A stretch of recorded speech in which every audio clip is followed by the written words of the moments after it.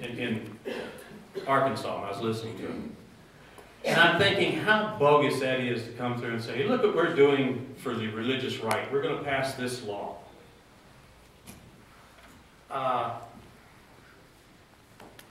And I don't want to talk about it too much other than just how irrelevant is that law that they're passing on 18 weeks on abortion when you got a morning after pill. Right? You start thinking about it. But they seem like, oh look, we're on this issue for you guys. Are they? Or they just want to keep it up there? What are they doing? Here, y'all look at this over here while we're taking every dime out of your livelihood and out of your kids' livelihoods. Who built the bridges to nowhere? When did that come about? That's when both houses were of the Congress were controlled by the Republicans. They had no sense about what the future of this. Now, what do they talk about in sequester? How many of you like EPA and having clean water? Someone checking it every once in a while.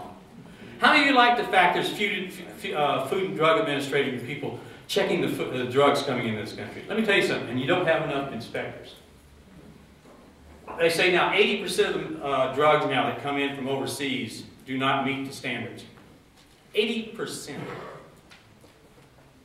Now how many of you, when I was growing up, I never heard of ADHD. Attention Deficit Disorder, or whatever it is. I'm sorry.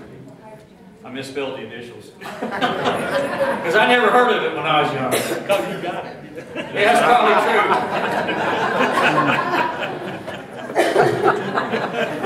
And all these problems the youth has today about a lot of things.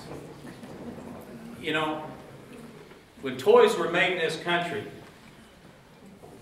they didn't allow lead paint, did they? How many of these little toys that come in from overseas now, when they check when they check them, they're covered with what? From China. Lead paint. And we have lead paint in a little toy. What's the first thing a child does with it? Puts it out. Where are the problems in this country coming from? I think that's willful and I think that's purposeful of that country. Whether we believe it or not, China is still the only country in this world that still has missiles pointed at us. They're the only ones that have sworn to our destruction still. And we give them everything we can. Everything.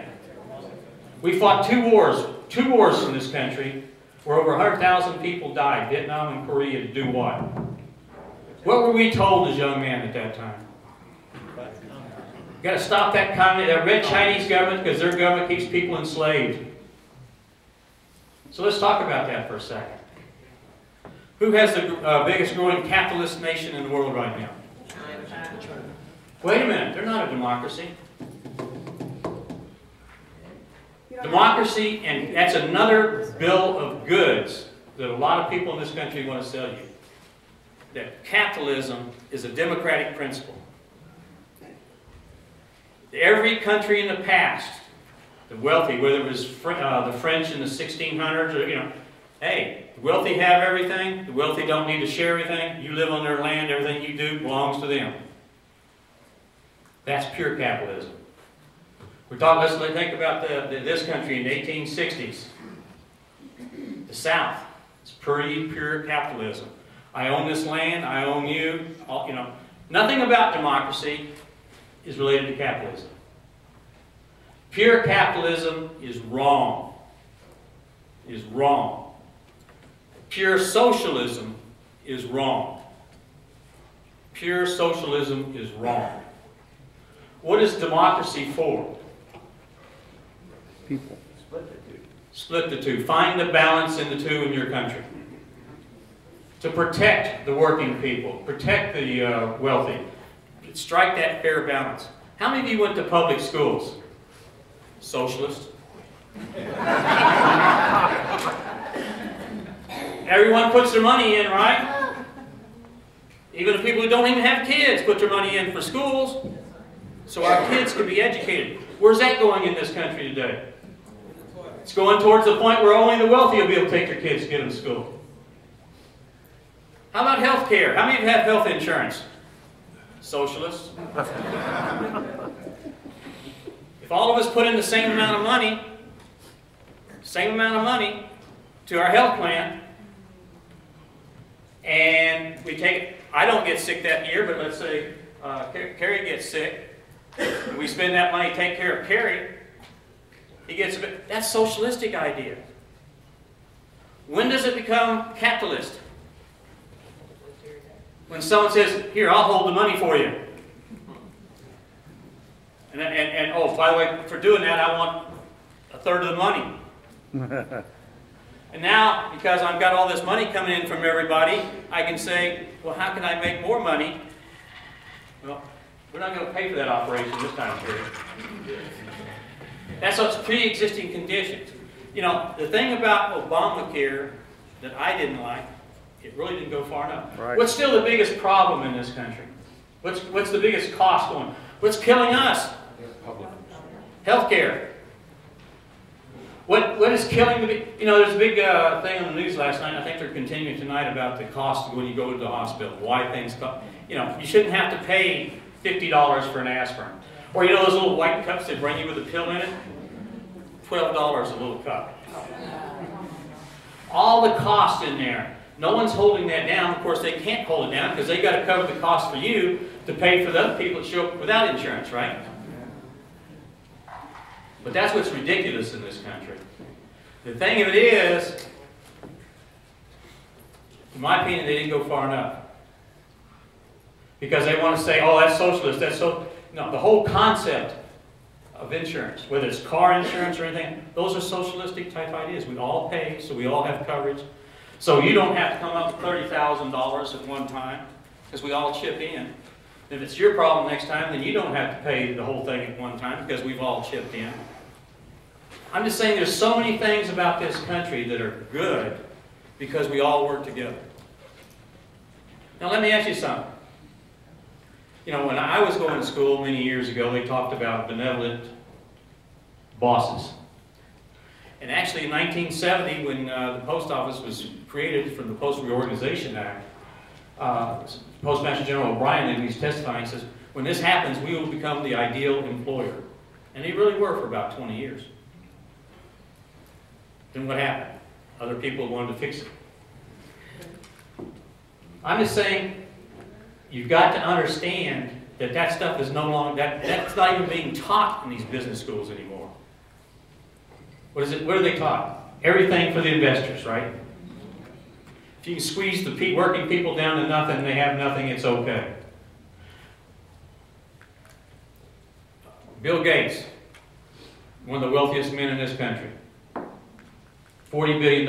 What if he'd have made his product in this country instead of over where they can get the cheapest labor? What if there had been hundreds of billions of dollars passing through our society, going back and forth through all the communities, had plants in this country and doing different things like that, and that money would have gone through society several times doing, you know, good for the working people in this country?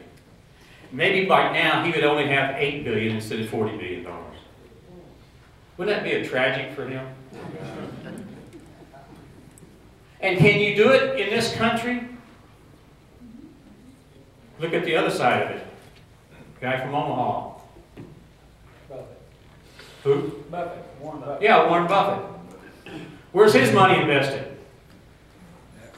In this country. Natural gas, railroads, hiring people in this country. Think about it. And he made, bless his heart, only $34 billion. But think about it.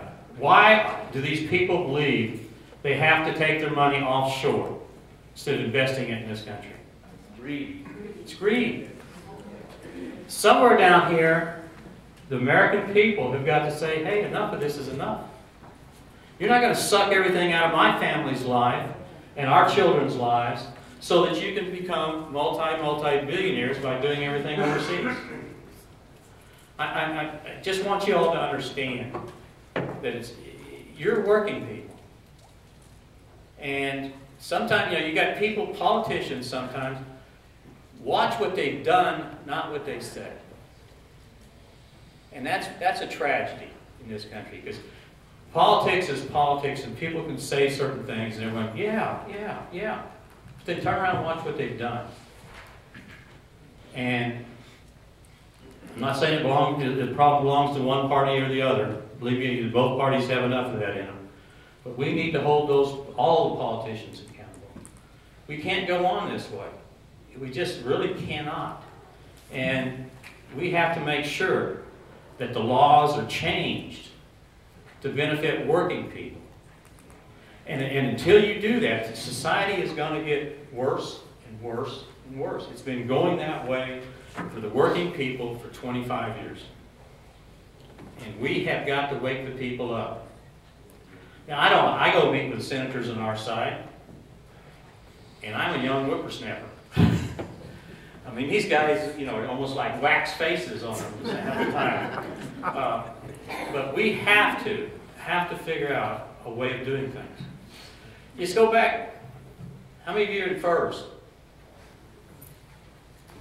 You know why big companies like that so much? Pass the risk to you, right?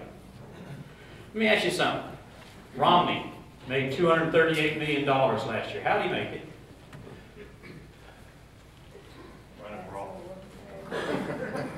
Vulture capital. Let's say you've got a company, and you're on the stock exchange, and your company's worth $1 million. And now all you guys who put money into your 401k every week,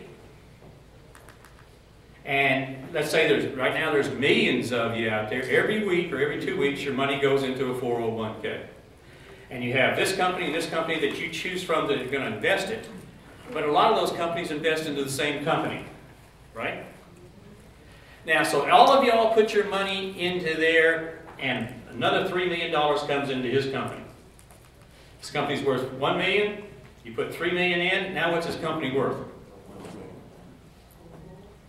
$4 million. Now, did he build another plant? Did he hire anybody? But now his on the stock exchange, he's worth $4 million. Now, guys like Romney go in there and they can look in the computer and see what all the companies are that you go with this company A and you go with the company B, but all of them they study exactly and put in the computer which companies they buy from. You know, where they're going to put your money.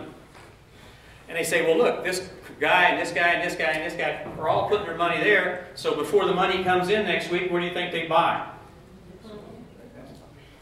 They buy some of his stock. And maybe his stock is worth $1 of stock. Now it goes up to what? $4. Guys like Romney who just put $80,000 in there, sell it, and make what? $320,000. It's not hard. It's a racket. You talk about Ponzi scheme as far as I'm concerned. But it's the only thing we got anymore, because you can't put the money in the bank and make anything, can you? But think about, just think about those. Then how many of you had your 401ks wiped out 8 years ago? Most of them should be back. But think how easy that was. Did any factories burn down? Did any plants close or anything? No, just all of a sudden they said the market's down here. And people start taking their money out, the wealthy. You didn't take your money out because you can't until when? Till you get to a certain age. I'm just saying the rules are set right now to take care of one group of people.